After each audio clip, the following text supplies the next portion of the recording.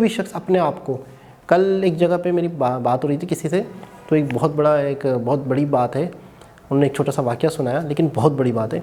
वो कह रहे थे कि मैं गया एक बैंक में 30 से 35 हज़ार रुपये जमा करवाने, तो उन्होंने मुझसे 250 रुपये एक्स्ट्रा काट लिए। क्यों भाई, क्यों काटे? एमसीबी बैंक का जिक्र। अस्सलाम वालेकुम, नमस्ते, सत श्री अकाल। कैसे हैं आप लोग? उम्मीद करती हूँ ठीक होंगे, खुश होंगे। मैं हूँ अज़ीका अली और मेरे साथ हैं तारिक नियाजी।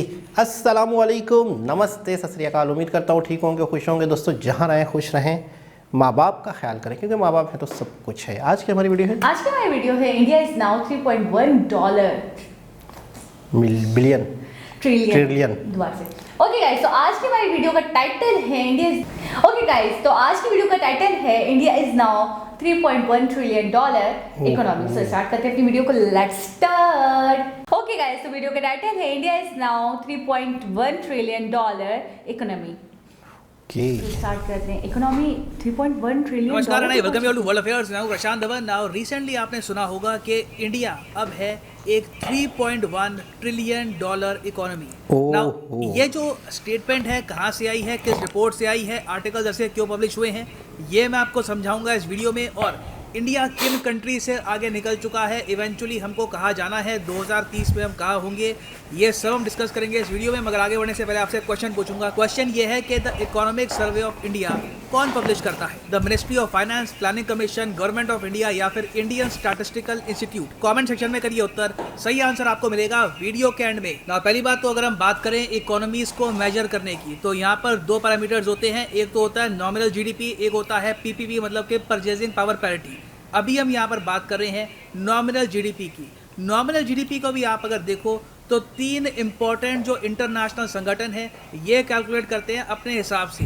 जब तीनों सहमत हो जाते हैं एक सडन नंबर के आसपास, या फिर तीनों अपनी कैलकुलेशंस कर देते हैं, तो उसके बाद माना जाता है कि एक कंट्री की इतनी तो इकोनॉमी हो चुकी है इन नॉमिनल जीडीपी। अब इंडिया का जो यहाँ पर केस है उसको आप अगर देखो तो इंडिया आईएमएफ के हिसाब से जो 2021 का डेटा है ना, उसको आप अगर देखो तो ये ऑलरेडी कह चुके हैं कि इंडिया फ्रांस आगे निकल चुका है। और अकॉर्डिंग टू आईएमएफ इंडिया एक $3 ट्रिलियन की इकोनॉमी बन चुका है। आप अगर देखो यूएन के डेटा को, वर्ल्ड बैंक के डेटा को, तो ये थोड़ा सा आउटडेटेड है। इन लोगों ने रीसेंट अपडेट्स की नहीं है कोविड-19 की, तो इसलिए इनका डेटा अभी के लिए इतना सीरियसली नहीं लिया जा रहा। यहाँ पे आपका बहुत ही ऑब्वियस क्वेश्चन होगा, अच्छा अगर इंटरनेशनल मॉनेटरी फंड की रिपोर्ट आप अगर देखो तो यहाँ पे ऑलरेडी ये लोग कह रहे हैं कि इंडिया $3 ट्रिलियन की इकोनॉमी से आगे बढ़ चुका है। एक मतलब $3 ट्रिलियन की इकोनॉमी तो है ही, तो ये 3.1 का जो ये आंकड़ा है ये कहाँ से आ गया? ये आर्टिकल क्यों पब्लिश हो रहे हैं कि India is now A $3.1 trillion economy? तो देखिए जो ये लेटेस्ट नंबर है 3.1 का, ये इंडियन मीडिया ने कैलकुलेट किया है IHS मार्केट के डेटा को देखकर और NSO इंडिया के डेटा को एग्जामिन करके। अब यहाँ पर आप कहेंगे बट सर क्या हम यहाँ पर IHS मार्केट पे भरोसा कर सकते हैं, जबकि क्लियरली हम देख सकते हैं कि इनके लोगों में ये मिस्टेक है, मार्केट की स्पेलिंग गलत लिखी हुई है इन लोगों ने। देखो ये इंटेंशनल है, स्टाइल होगा इन लोगों का, मगर this is a $multi-billion company. ये रिपोर्ट्स पब्लिश करते हैं, ये बेसिकली आप कह लीजिए इन्फॉर्मेशन गैदरर्स हैं। बेसिकली आप ये कह लीजिए ये मैं हूँ अगर मेरे पास बिलियंस ऑफ डॉलर्स होते। मगर ऑल जोक्स असाइड, आप अगर IHS मार्केट की रेपुटेशन को देखें तो ये एक लंदन बेस्ड बहुत ही बड़ा थिंक टैंक है। इनकी रिपोर्ट्स काफ़ी बार गवर्नमेंट्स भी यूज़ करती है।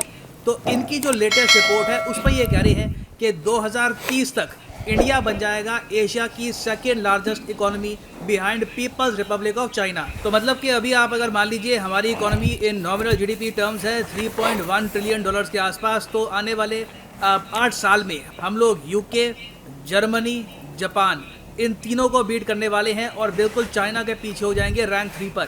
चाइना की अभी के लिए आप अगर नॉमिनल जीडीपी देखो तो ये है 16 ट्रिलियन इन नॉमिनल टर्म्स। अब मैं यहाँ पर ये बात ये भी ऐड कर दूं कि आप अगर दूसरी तरीके से कैलकुलेट करोगे जीडीपी को इन purchasing power parity PPP terms, तो वहाँ पे आपको दिखेगा कि इंडिया की जो इकोनॉमी है ये ऑलरेडी 10 ट्रिलियन तक पहुंच चुकी है और चाइना की इकोनॉमी 26 ट्रिलियन के आसपास है। हालांकि ज़्यादातर इकोनॉमिस्ट आप अगर देखो तो वो लोग नॉमिनल जीडीपी वाला मेथड है वो ज़रा प्रेफर करते हैं, क्योंकि वहाँ पर रियल टाइम जो वैल्यू है गुड्स एंड सर्विसेज की वो आप काउंट कर सकते हैं। तो खैर इधर वे थोड़ा है, थोड़े की ज़रूरत है, उज्जवल भविष्य है हमारा। 2030 तक जो नॉमिनल जीडीपी है इंडिया की ये IHS मार्केट के हिसाब से हो जाएगी $8.4 ट्रिलियन, जो अपने आप में ह्यूज अमाउंट है। हम लोग यूरोप से आगे निकल चुके होंगे। बेसिकली आप कह लीजिए आप वेल्थ की अगर बात करें ना तो उसका केंद्र होगा एशिया। इंडिया और चाइना दुनिया की इकोनॉमी चलाएंगे।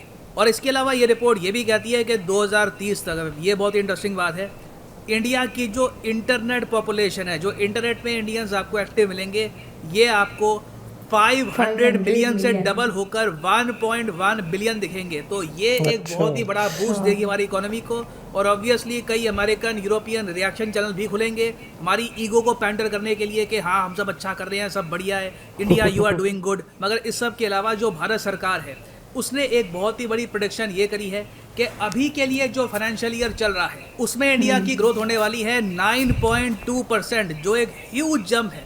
मैं यहाँ पे अगेन बात करूंगा, इससे पहले जो भी आपने सुना होगा कि हमने बहुत ज़्यादा अभी ग्रोथ रजिस्टर करी है, वो 3 महीने की थी। अब पूरे फाइनेंशियल ईयर की यहाँ पे बात की जा रही है। सरकार कॉन्फिडेंट है, सरकार ने प्रेडिक्शन करी है यहाँ पर कि एक बड़ा जंप आपको दिखेगा। अभी के लिए आपको पता होगा कि जो फाइनेंशियल ईयर है इसका चौथा क्वार्टर चल रहा है जनवरी 2022 में। इसके बाद आएगा फरवरी, मार्च 31 के बाद हमको प्रॉपर डेटा मिल जाएगा कि हमने चारों क्वार्टर्स में टोटल कितनी ग्रोथ करी है 2021-22 फाइनेंशियल ईयर में। और ये बात सरकार ने कैसे रिवील करी है, देखिए सरकार ने पहली बार एडवांस्ड एस्टिमेट्स रिलीज किए हैं जो कैलकुलेट किए हैं नेशनल स्टैटिस्टिकल ऑफिस ने। एनएसओ ने यहाँ पर ये कहा है कि बिल्कुल इंडिया इस फाइनेंशियल ईयर में 9.2% की ग्रोथ रजिस्टर करेगा, जो अपने आप में रिकॉर्ड तोड़ ग्रोथ है। इससे पहले आप अगर देखो तो कोविड से पहले, कोविड में तो हमारी ग्रोथ नेगेटिव हो गई थी ना पूरे साल की, -7.3। उससे पहले आप अगर देखो तो हमारी ग्रोथ काफ़ी हद तक स्टैग्नेट कर गई थी, 4% हम ग्रो किए थे। उससे पहले आप अगर जाओगे 6.5% ग्रो किए थे। तो उसके कंपैरिजन में आप अगर देखो 9.2% एक ह्यूमंगस जंप है। आपको कई साल पहले जाना पड़ेगा, 30-35 साल पहले जाना पड़ेगा, तब आपको दिखेगा कि इंडिया ने लास्ट टाइम 9% की ग्रोथ रेट करी थी एक फाइनेंशियल ईयर में।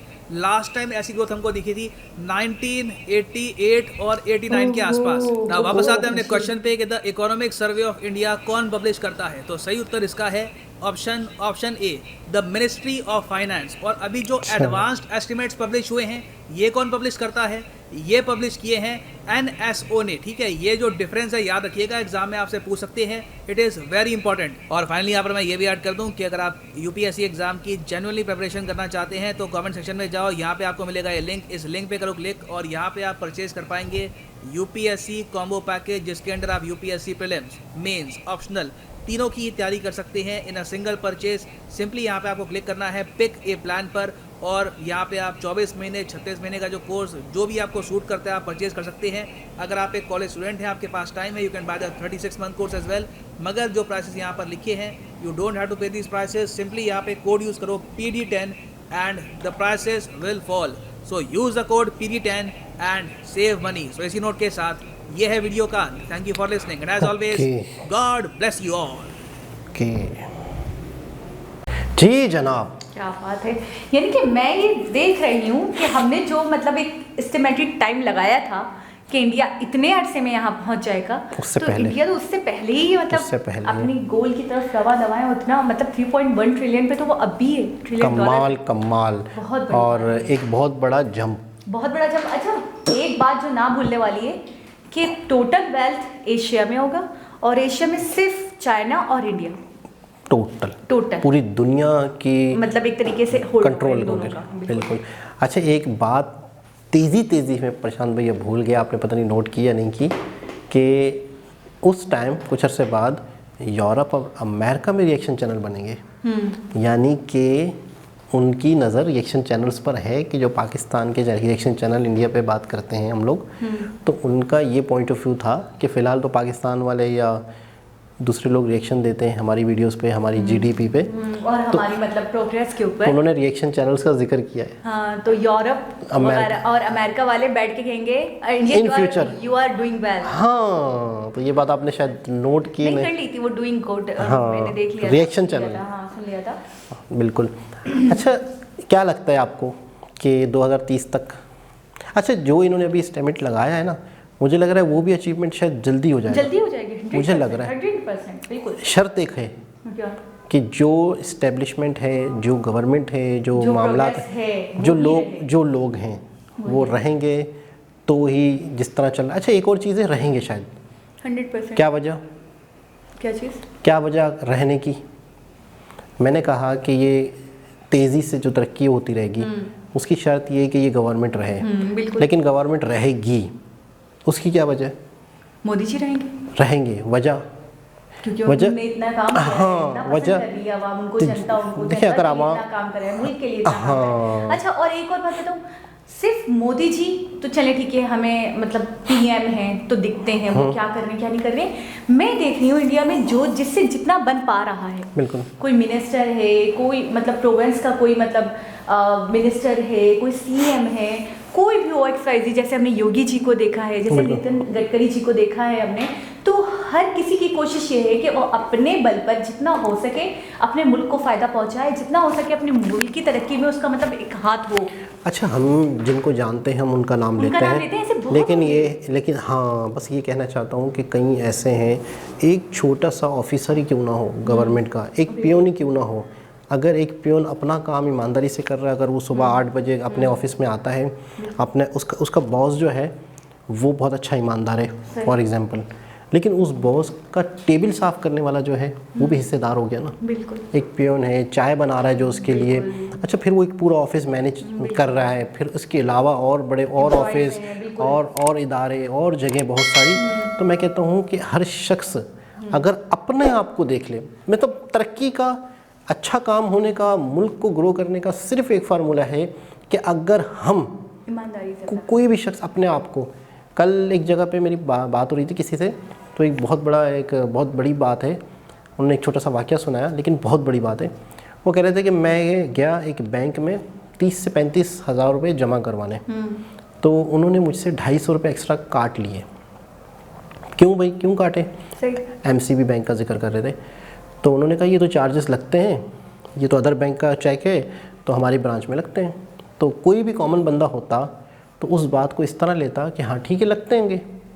अगर बैंक वाला आपको कह रहा है कि यार ये चार्जेस लगते हैं, आप डिपॉजिट करा रहे हो, दूसरी बैंक का चेक है तो ये 250 रुपये 300 रुपये लगेंगे एक्स्ट्रा, सही ठीक है, कोई और तो नहीं बोलता इतना। हाँ, तो वो शख्स ने कहा कि मैं मैनेजर का पूछ के वहाँ चला गया। मैनेजर ने कहा हाँ लगते हैं, आपको 250-300 रुपये एक्स्ट्रा देने पड़ेंगे, ये तो फलाना ब्रांच है तो हमारी ब्रांच में आप जमा करवा रहे हो तो लगेंगे। अच्छा भाई, फिर कैशियर के पास दोबारा गया, उससे कहा कि आपके ये 250-300 रुपये एक्स्ट्रा लगते हैं ना, 25,000 30,000 रुपये, बोला जितना भी जमा कराओ लगेंगे। बोला आप ये मुझे रिटर्न में दे दो। वो ढीठ था बंदा, खुद बंदा अपनी बात कहानी सुना रहा था, कह रहा मैंने उससे कहा कि मुझे ये रिटर्न में दे दो, ले लो, वो भी कॉन्फिडेंस लिख के दे दिया। फिर उसने 1 महीने तक जो इनके कॉल सेंटर थे, जो इनके नंबर थे MCB बैंक के, जो इनका मेन ऑफिस था, वहाँ पे इसने दरख्वास्तें दी हैं, ये आपके एक्स्ट्रा चार्जेस लिए जा रहे हैं, क्या ये ओके हैं? इसने कॉल सेंटर पे कॉल करके पूछा MCB वालों को, बोला ये चार्जेस आपके किसी भी अदर बैंक से आए? तो बोला नहीं, कोई नहीं, ऐसे चार्जेस कोई नहीं लगते।